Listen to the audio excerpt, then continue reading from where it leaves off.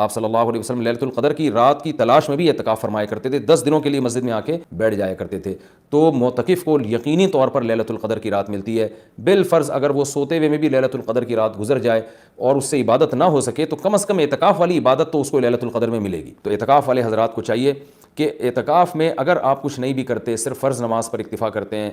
تو آپ کو اعتکاف کا پھر بھی ثواب ملے گا۔ لیکن یہ جب اللہ کی طرف سے اتنا بہترین پیکیج آپ کو ملا ہوا ہے، آپ فارغ بھی ہیں، رمضان کا آخری عشرہ بھی ہے، اپنے آپ کو آپ نے باؤنڈ کیا ہوا ہے مسجد میں، تو سو کے یہ وقت گزار دینا یہ بہت بڑے اجر سے محرومی کا ذریعہ ہے۔ اس لیے معتکف کو اپنا وقت زیادہ سے زیادہ عبادت میں، تلاوت میں، نماز میں، دعاؤں میں لگانا چاہیے۔ اعتکاف میں انسان کی دعائیں بہت قبول ہوتی ہیں، تو رات کا آخری حصہ بھی ہو اور رمضان کا آخری عشرہ بھی ہو اور اعتکاف کی حالت بھی ہو، یعنی دعا کی قبولیت کا اس سے بڑا سبب کوئی ہو نہیں سکتا۔ تو معتکفین حضرات کو راتوں کے آخری حصے میں دعاؤں کا بہت زیادہ اہتمام کرنا چاہیے۔